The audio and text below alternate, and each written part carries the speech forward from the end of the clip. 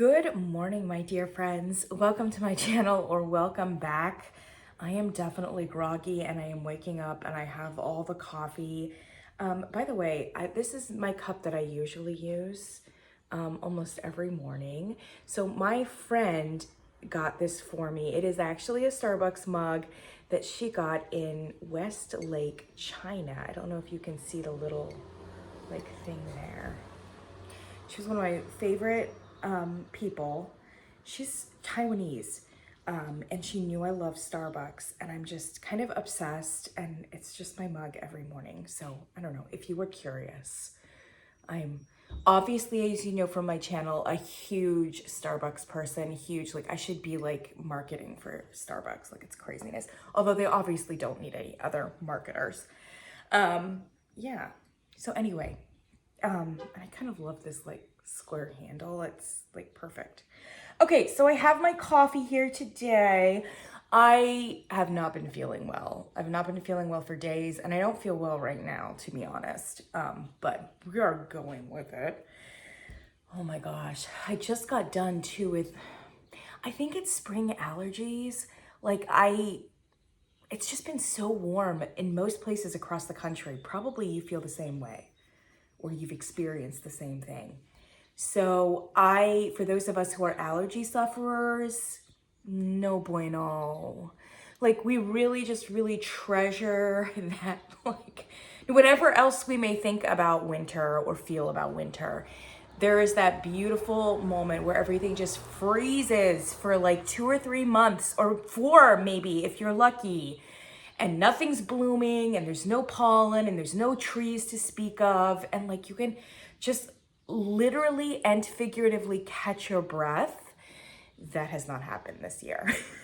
So we've had full-fledged spring for 4 weeks now. Like it's craziness. Today here in Charlottesville, it's supposed to get up to like 71 degrees. Crazy.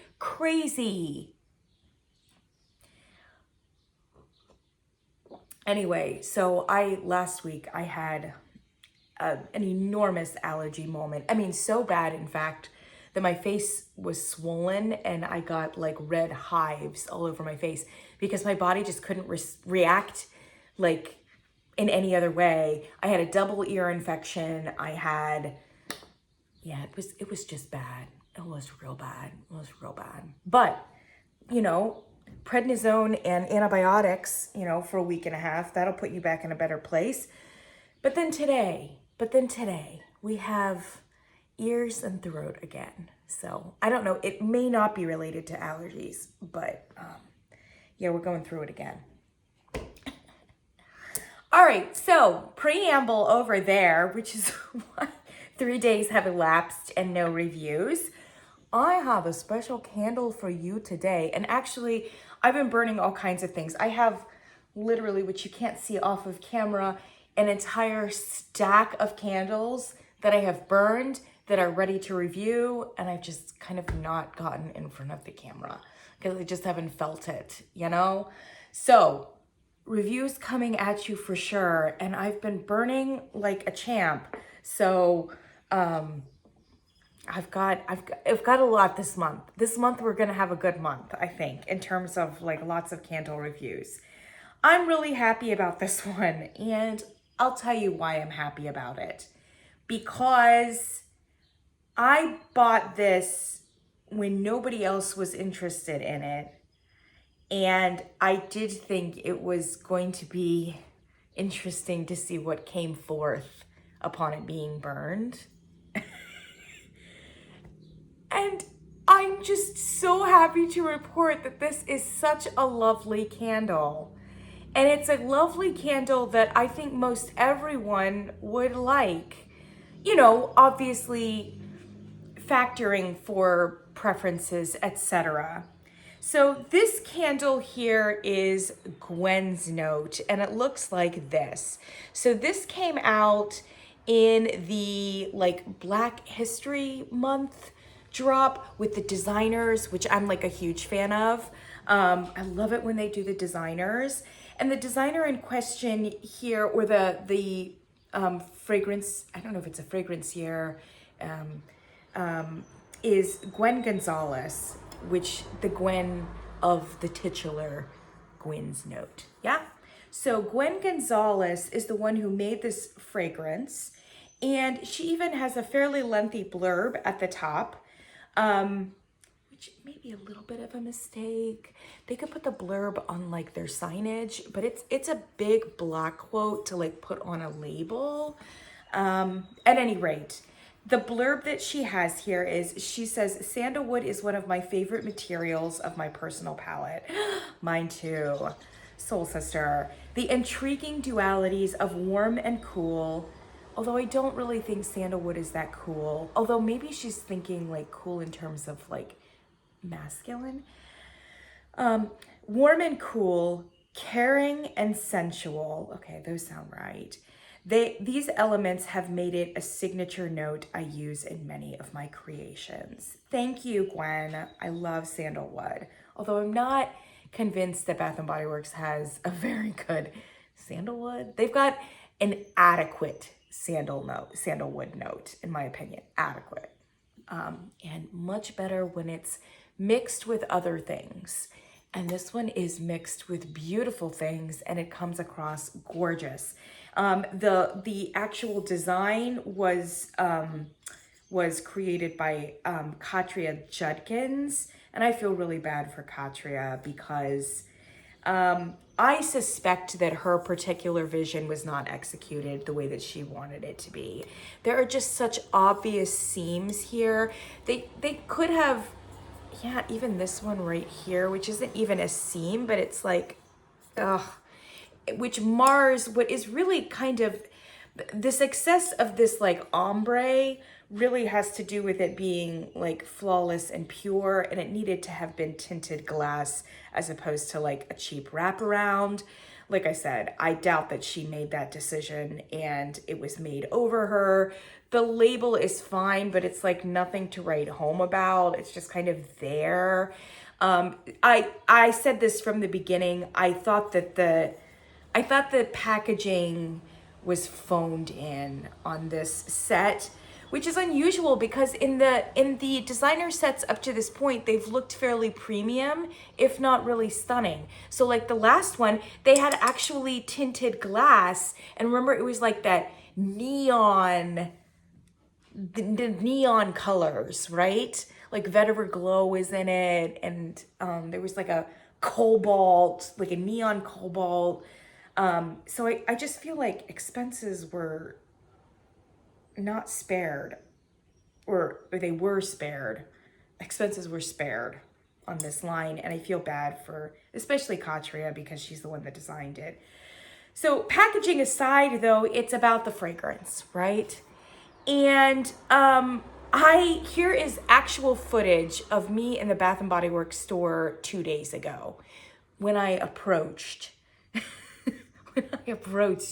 the stand where they still had some of these collected, you know, with the various other flanking candles. I think My Sweet Sisters, You, Me, and the Sea, Anna's Garden. Okay, actual footage of me coming up, picking this candle up. Isn't it so funny how initially when I smelled it, I thought, oh God, what is that? And that's actual footage because when I lifted the lid 2 days ago at Bath & Body Works, I was like, what is this? And then I put 2 and 2 together. So the reason why this did not sell well and people were not interested in it is because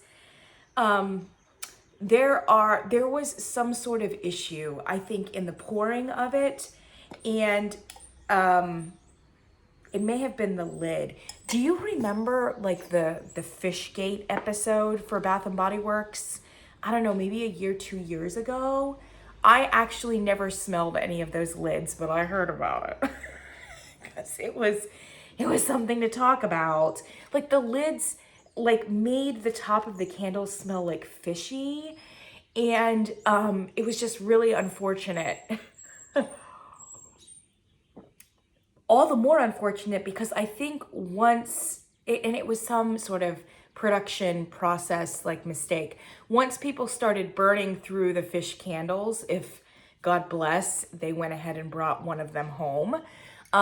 The fish thing did dissipate, especially if you like stuck another lid on it. It seemed to have something to do with the lids, but it had seeped into like that top layer of wax too. And so it had just completely like distorted and just really altered in a bad way. The top layer of like an entire like mini collection at Bath and Body Works. The fish lids, the dreaded fish lids. So I think that's what happened with this candle. And it did not affect the Yumi in the Sea or the Anna's Garden or the Sweet Sisters. It was just the Gwen's Note that is so off-putting upon it being smelled. And I'm happy to report that it has nothing to do with the way that the candle actually smells when it's burned and as it performs. So I think it's very much a production issue a production issue error. When I lifted the lid on that one in the store 2 days ago, I was like, yes, oh, this is exactly what I smelled initially.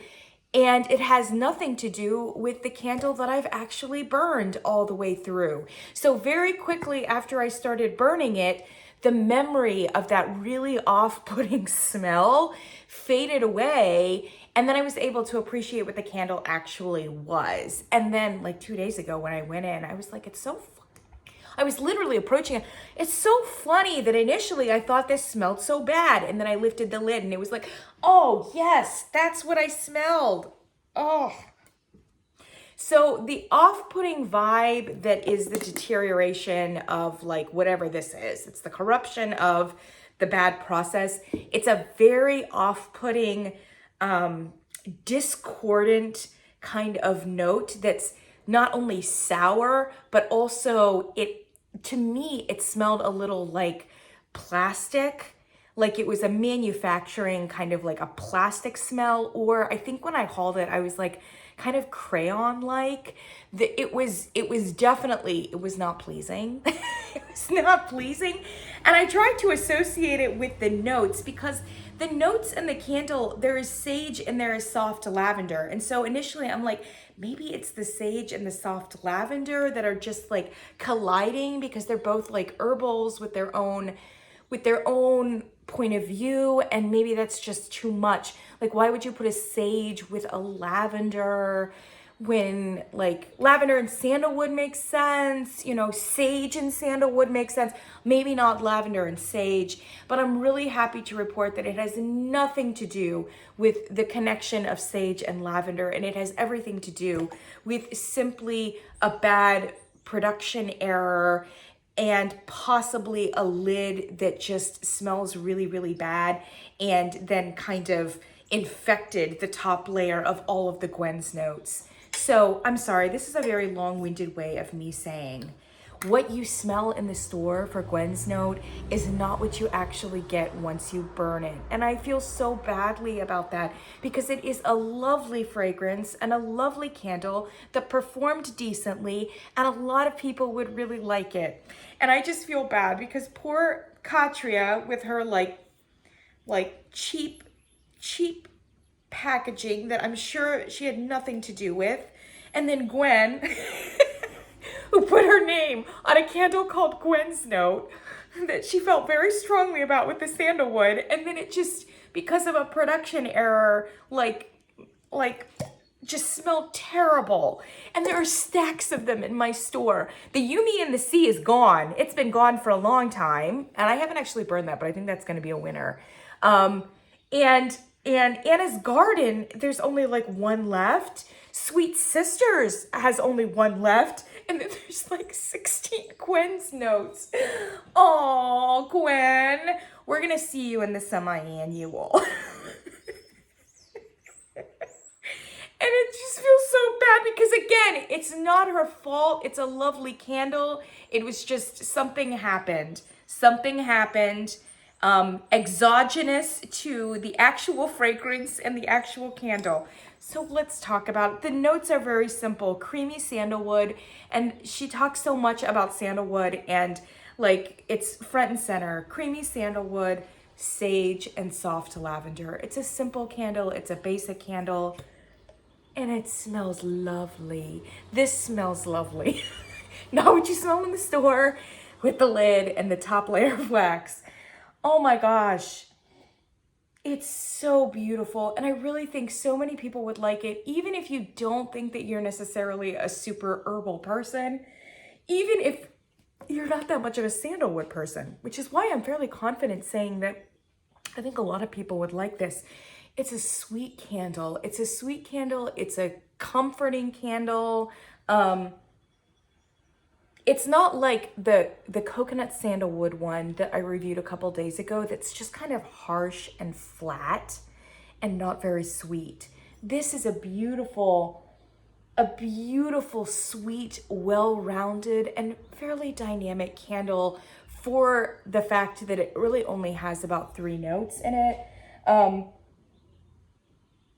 I think it's the lavender that is contributing the most to sweetness, although I do think that it's a very sweet and creamy sandalwood, which makes me think something has been added because it's a super uber creamy, smooth candle. And when you see sandalwood, sage, lavender, all of which are kind of like an aromatherapy, all of which have versions of them that are kind of rugged or prickly or whatever else. Literally none of that is in this candle. None. Which for me is kind of like, I kind of like the prickly. And especially if it's a wood, I kind of like a much more rugged, pure kind of vibe. But even I love this candle. It is so beautiful. I can't even explain to you how lovely it really is. It reminds me, it's in the genre of like the lavender vanilla candle, which I really enjoyed much more than I thought I would. But I actually think that lavender vanilla candle is a little bit more stripped down, and the lavender is a good herbal lavender, although I do think that it's like the same lavender that they use in pink lavender and espresso and lavender marshmallow, which is the winter lavender. I'm not actually sure if it's that lavender that they've used here. This lavender here seems a little sweeter, a little bit more floral. What do they call it? They call it soft lavender. Yeah. It's a soft lavender for sure. And like I said, it's the element that's kind of marrying everything in this jar. It's making the sandalwood like not flat, not rugged, not harsh, yeah? And it's making the sage, and I can kind of sense some sage, although I would say that it's primarily lavender. So if you're worried about the sage, don't worry about it, you know? I would say that the lavender is really the most prominent feature, and the sage is just giving it a little bit of an herbal pop, yeah? Because I do think the lavender here is a bit more floral than it is herbal. And so the sage is really welcome because it just kind of, it gives it another dimension here. If it was just that like beautiful floral soft lavender with the sandalwood, and it's in a very sweet kind of register, it would basically be a little bit of a version of like the lavender vanilla candle, or lavender vanilla candle, but it would be like sweeter and glossier, yeah? But when you put the sage in it, it's just kind of like, oh, it's like an after smell that's like, it's not a punch, it's not that aggressive, but it's like a little bit of an intriguing twist at the end. Like sweet, like palatable, and then, oh, just a little something, you know? But primarily, it's a gorgeous candle, and I would say it's a conceptual candle. So the entire fragrance really comes across with integrity as its own fragrance, as opposed to like elements of a fragrance. Yeah. So even though you can discern the sandalwood, you can discern the sage, you can definitely discern the lavender, this fragrance is really firing as its own vibe, as its own atmosphere. I would say that it's a little bit in the genre of the mahogany coconut candle. Although the mahogany coconut candle is more assertive, it's a little bit more aggressive. It's similar in that it's a beautiful, like woody, slightly masculine leaning, but then also feminine, conceptual. I would say mahogany coconut leans a little bit more masculine than this one does. The masculine elements here are for women. For women who would just immediately, like if they smell anything herbal, they're like, ew. There are a lot of people who are more like simple gourmand people, like, and or also very simple floral. And so when you start mixing in something like wood or like sage, they will immediately associate that with something masculine. You might be one of those people. If you're one of those people, then yes, it is masculine leaning, but it's not as masculine leaning as like mahogany coconut, because that mahogany note is a true men's cologne that does open up into a very floral, feminine, fruity coconut. So it does go the entire range, but I can understand, I mean, that's a true masculine note at the heart of that mahogany coconut conceptual fragrance. And if you really can't stand anything that's that deeply masculine, then you're going to struggle with that candle. If you struggled with that candle, though, I don't think you would struggle with this one, because it's really only that like sage pop at the end that is kind of a little bit more rugged, I think. But the lavender is so beautiful, so sweet, so floral, and the sandalwood is so creamy, so pleasing, that I really think this is a conceptual in the same category as mahogany coconut that is much more feminine leaning than mahogany coconut. But they both came across very similarly. And you know what's better about this one? This one burned like a dream. Look at that, look at that, look at that, look at that. All the way down to the wick clips. It burned up, it pulled out, it gave, and it was gorgeous. So strength and throw. So it's not a powerhouse, but it's not weak either. I would put the strength of this at like a 6 to a 6.5, probably closer to a 6.5. The throw, I think, was closer to a 7.